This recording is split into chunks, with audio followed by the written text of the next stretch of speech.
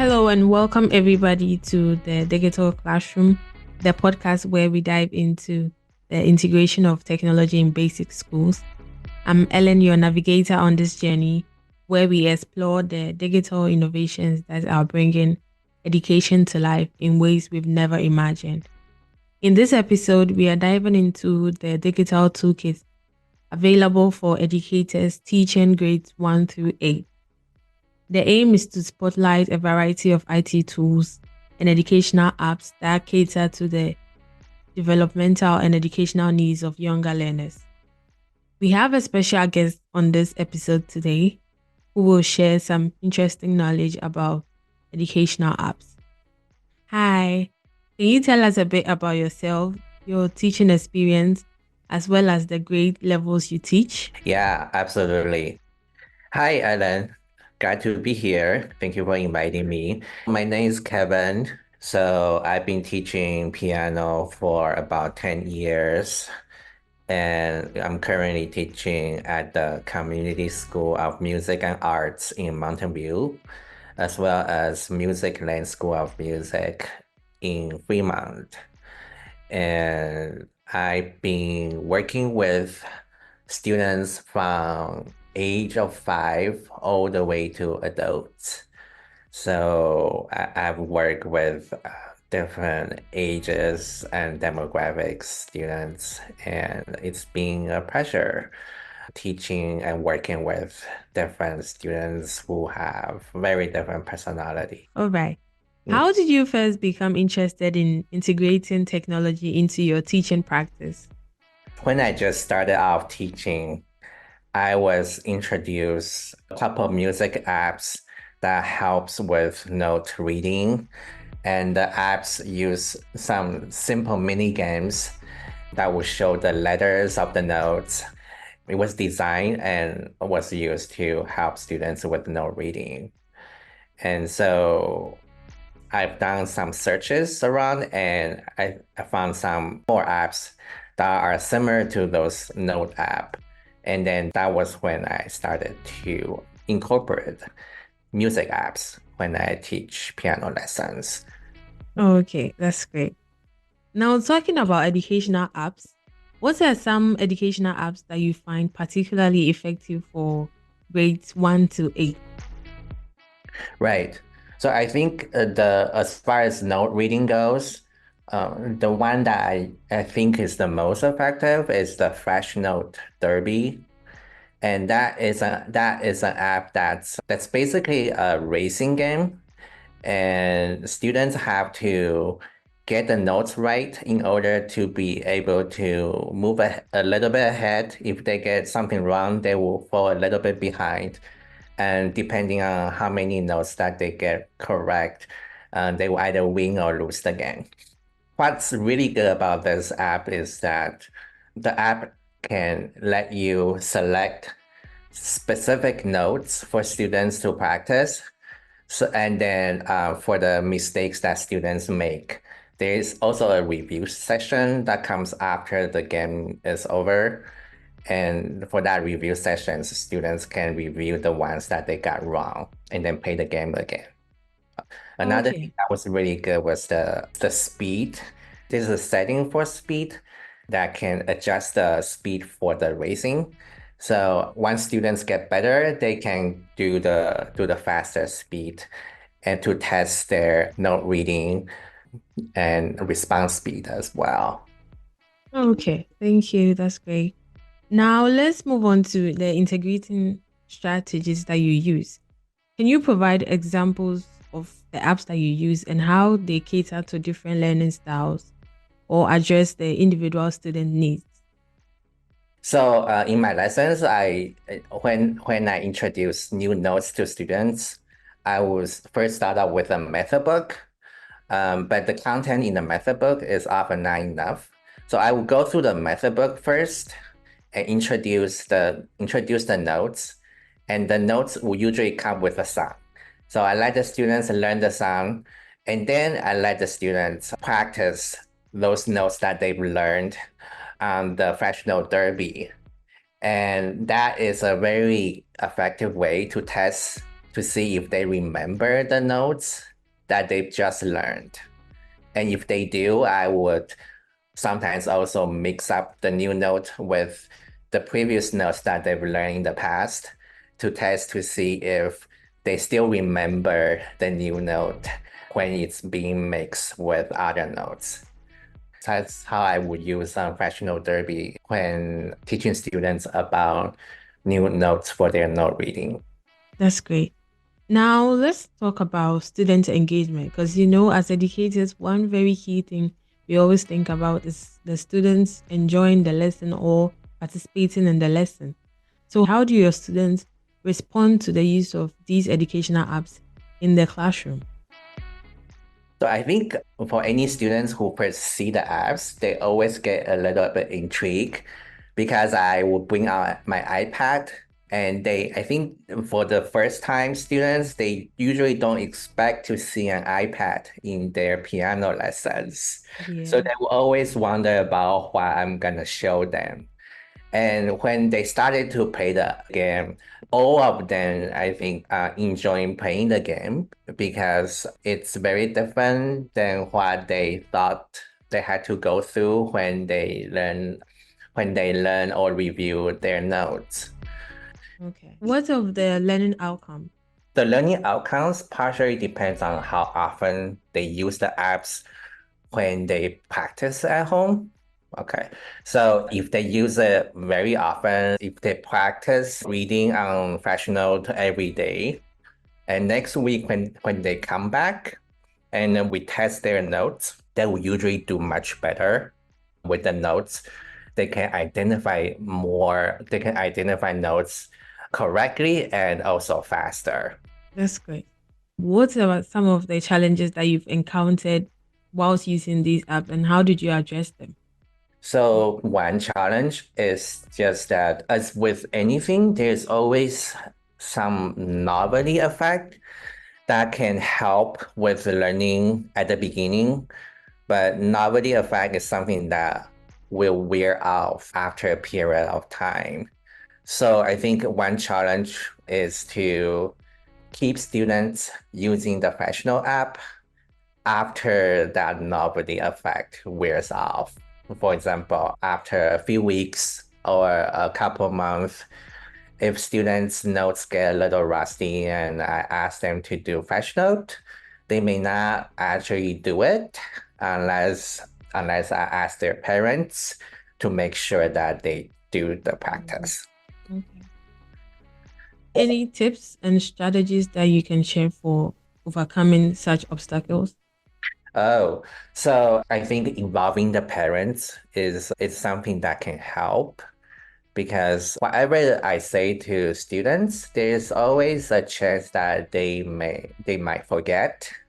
So asking the parents to remind the students is something that will make students more likely to practice using the and follow the instructions that they receive in their lessons. Okay. Have you thought of varying other apps too? Yes, I do. While Fractional Derby is a very effective note reading app, sometimes I will use Ninja Studio, and that is also a note game app. But instead of being a racing game, this is more like a shooting game where they have to get the right note in order to make it to the next one. If they Okay. don't, they will get stuck. All right, so this is the Ninja Studio that I have. You see there's a little ninja standing in the Yeah. middle, looking confused. And then here you can see that I set up different profiles for For students students? so they Yeah. can have their own record of how they do when they play this game. So I'm just gonna go to my own profile. So if I did something right, and then they can get rid of the wooden block and go to the next one. All right, and then I will get a second chance. But let's say I messed that up, then I will get a new one. And then the timer works that in a way where I will get as many as I can get right. And then at the end, the score will be calculated to see how many I got right. And then there's a ranking that will show up as well. Okay. Right. So That's here you interesting. see the timer running down, right? random note picking here, which is what my students sometimes do. All right, and then the timer just ran out. And then there's this bell system Okay. where the back bell is the one that's the highest, and this is my score. And if I go to the main menu, I can actually look at the ranking here. Oh, Okay. You get to just see like the that. ranking of the others. Right. So they Wow. you see all they have different bell. Each student get different bell. And just for vanity's sake, I also pay this and make sure that I got it to be the top. No one can beat my score. Right. Wow. That's interesting. Well, this will be my favorite if I was teaching music. Okay. Do you have a personal favorite? I use Professional Derby the most for notes. And then I will use Ninja sometimes when students already pay a lot of Professional Derby.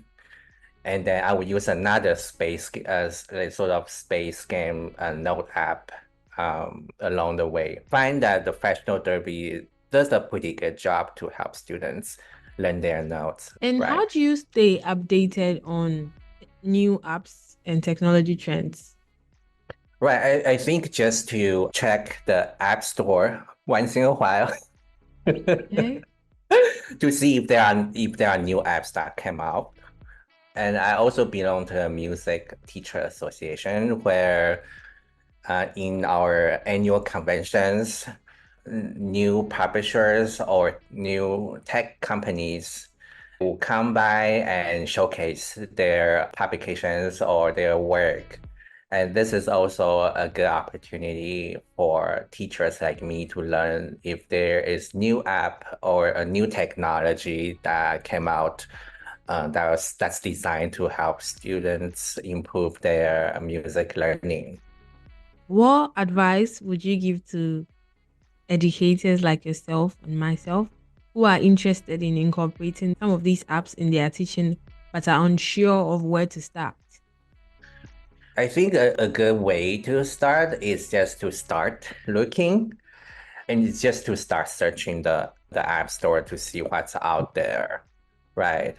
So another way I think is to check with other colleagues that you have because sometimes when you don't know if certain things are out there, but maybe another person that you know actually knows something about what's out there. So it's always good to ask around and see if there are things out there that's worth using or trying out. Mm, Now, to right, our very last question for this episode. Is right. there anything else you would like to share with our audience about your experience with educational app and technology integration? So I think there's one more app that I like to talk about because Okay. it's very different from the ones that I've shown you.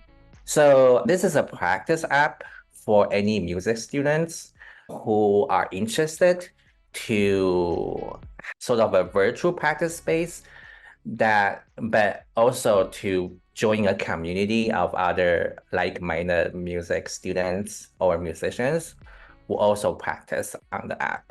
This app is called Tonic Music. It's founded by international violinist by the name of Ray Chen, and he founded this app for students to gather and form an online community and to connect with each other. If you go onto Tonic, you can create your own avatar and you can choose your own instrument and you can open up a practice room.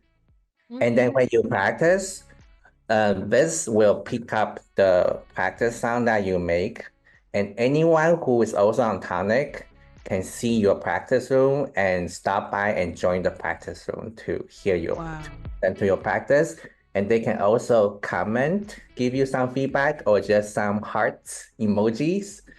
And but the really cool thing about this is that there are a lot of people on Tonic practicing at different times of the day. I've heard of professional musicians practicing or like conservatory music students and are really good. Sometimes the practice feel like an actual performance. I've also heard of people recording their live lessons using this app. And I've even heard of orchestra rehearsals. So Yeah. people just open up Tonic and then while they are rehearsing the orchestra, and you get to hear the entire orchestra playing. And that's really awesome. So this app can be used by anyone, even people who don't play music, but who is interested to just listen to other people's practice and other music just to get more exposed to different types of music. So I think that's something that's really good for music lovers and music students as well. All right. Thank you, Kevin, for sharing your insights and experiences with us today. And it's clear that integrating IT tools into elementary and middle school classrooms have a profound impact on student engagement and learning outcomes. Great. Thank you so much for having me. Join me next time as we talk about the impact of teacher reluctance on student engagement. Before we wrap up today's episode, I want to introduce the segment called Classroom Connections. And this is your chance to be a part of the digital classroom community in a more interactive way. Based on today's discussion on IT tools and educational apps, what's one digital tool you have also tried in your classroom, and how has it transformed your teaching or your students' learning experiences? It could be anything from a learning management system you've integrated to a specific educational app that's become a game changer in your lessons. Here is how you become a part of the classroom community. Share your stories, your tips, or your questions by sending me an email at ellenquartin25@gmail.com. I'd love to hear from you. In our next episode, we will highlight some of your responses, share your insights and experiences with the entire digital classroom community. This is a fantastic way to learn from each other, discover new tools, and maybe even solve a common challenge together. So don't be shy. Your contribution could be the inspiration or solution another educator is seeking. Until then, I'm Ellen, and this has been the Digital Classroom. Thanks for tuning in. Be the change.